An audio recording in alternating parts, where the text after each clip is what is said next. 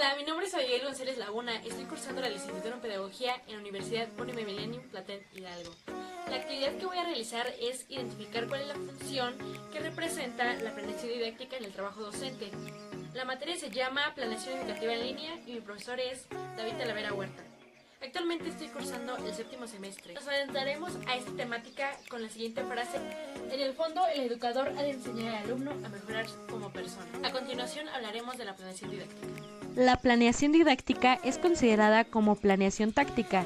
Implica un replanteamiento sobre la práctica docente que conlleva buscar mejorar como educadores. Asimismo, es importante mencionar que no puede haber planes adecuados si estos no sustentan una investigación. A su vez, se cree que la mejora de la profesión docente debe estar alineada con la planeación estratégica, es decir, los maestros debemos alinear la planeación didáctica con el plan institucional. El aprendizaje pasa a ser un problema del profesor.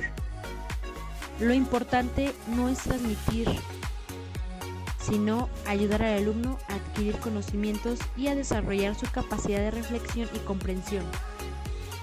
En este planteamiento es fundamental la labor ejercida por el profesor para despertar el interés del alumno y motivarlo, para que éste desempeñe un papel activo en el proceso de aprendizaje y no sea un mero sujeto pasivo. Para favorecer los aprendizajes de los estudiantes, el docente y el técnico docente organiza su práctica educativa a partir de considerar los elementos del contexto en que se desarrolla su función, las características del alumno y los recursos con los que él cuenta. Dicha organización queda registrada en su planeación didáctica, considerando necesario evaluar la forma, el contenido, la estructura y el insumo de la práctica cotidiana del docente, así como la argumentación y el análisis que hace el docente para sustentar su intervención en su planeación didáctica. Pero, ¿cuáles son los elementos que componen una planeación? La primera es la descripción del contexto. Esta permite vincular el contexto, ya sea interno y externo, con las estrategias, espacios, materiales, actividades, tiempo y forma para evaluar con la planeación didáctica. El segundo es el diagnóstico de grupo. Este permite conocer los saberes previos de los estudiantes con los que se va a facilitar la organización de los aprendizajes que se abordarán, las estrategias y recursos que se utilizarán. El que sigue es la elaboración del plan de clase. Este paso tiene como objetivo considerar las acciones que llevará a cabo el docente de una forma organizada para orientar su intervención, la cual tiene como fin desarrollar competencias y aprendizajes esperados. La cuarta es la fundamentación de las estrategias didácticas que se eligieron, siendo indispensable para el docente, ya que tiene que saber la función de dicha estrategia, cómo puede utilizarse y cómo se puede desarrollar dentro del aula de clases. Por último, la estrategia de evaluación. En esta, el docente, al ser el encargado de la evaluación de los aprendizajes de los alumnos, debe ser capaz de elegir, diseñar y utilizar apropiadamente los métodos e instrumentos de evaluación que le permitan identificar el aprendizaje logrado por sus alumnos y así tomar decisiones que contribuyan al logro de los aprendizajes esperados, previamente establecidos en la planeación didáctica. El docente debe apoyarse de los aprendizajes clave para la educación integral, donde el docente diseña la planificación toma en cuenta los principios pedagógicos que transforman las prácticas educativas. ¿Pero qué debe considerar el docente en el diseño de actividades? Primero, el contexto interno. Este consta de los recursos y servicios con los que cuenta la escuela, la organización escolar y el clima escolar. En el contexto externo, este está relacionado con el alumno. Hace referencia a su entorno familiar, social, cultural y económico.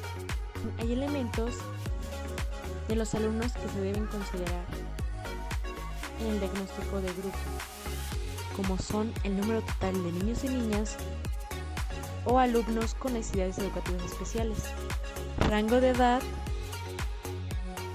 formas y estilos de aprendizaje, necesidades educativas que llegan a presentar, apoyos que reciben, formas de convivencia entre los alumnos, para saber si son cordiales, respetuosos, si tienen un trato digno, tienen disponibilidad de escuchar, si reciben inclusión o exclusión, o presentan cuadros de agresividad. La otra es formas de convivencia con alumnos de otros grados e instrumentos utilizados para identificar el nivel de conocimiento, así como las habilidades y actitudes de cada estudiante. Para facilitar este proceso, el docente debe tener en cuenta lo siguiente. En primero, poseer un dominio del conocimiento y del contenido curricular que se va a abordar. 2. Los aprendizajes esperados y los estándares curriculares a lograr. 3. Conocimientos previos del alumno. 4. Articular las estrategias didácticas con las estrategias de evaluación de aprendizaje. Generar ambientes de aprendizaje lúdicos y colaborativos para favorecer el desarrollo de experiencias de aprendizaje significativas. El siguiente son estrategias didácticas que propicien los aprendizajes esperados de manera continua e integrada mediante la movilización de saberes. Y por último, involucrar al alumno en su proceso de aprendizaje. En el manejo de la planeación didáctica se debe utilizar un instrumento teórico-metodológico que permita a los educadores visualizar con antelación el camino viable para el logro de los aprendizajes, los cuales son necesarios visualizarlos dentro de los planes estratégicos que den una visión general a lo referente de la formación integral de los alumnos.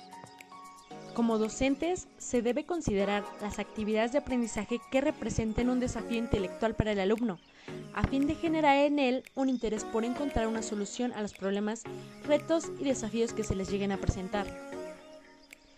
También equilibrar el nivel de complejidad a los problemas, ejercicios o proyectos a fin de que estos no se hagan tediosos y con ello lleguen a perder el interés por continuar con el desarrollo de actividades didácticas o el proyecto. El otro es considerar la implementación de recursos didácticos interactivos, apps, videos, etc., para hacer una clase más lúdica e interactiva.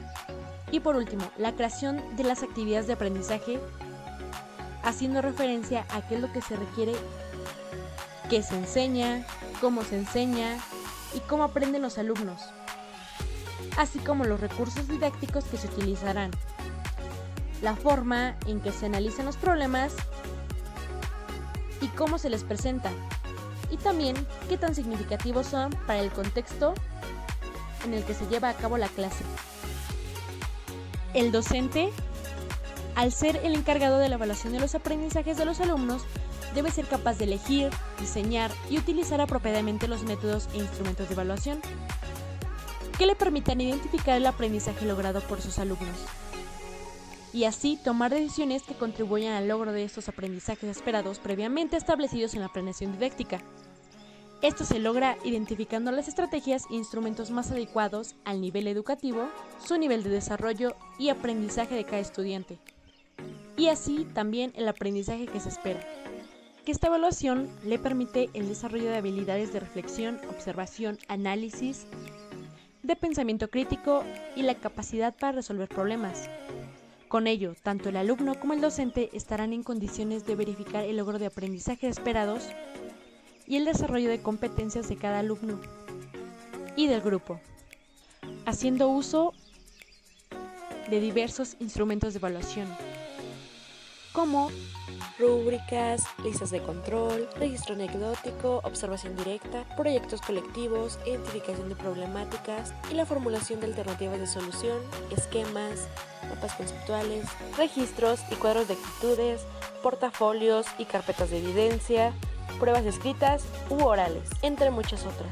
Estos instrumentos tienen la finalidad de utilizar y de explotar las habilidades, destrezas de cada alumno y que la adquisición de los conocimientos sea de una manera experimental y significativa, y así potencialice su desempeño académico. Como ya lo mencionamos antes, todo esto debe estar integrado dentro de la planeación didáctica, siendo uno de los elementos indispensables para la práctica docente.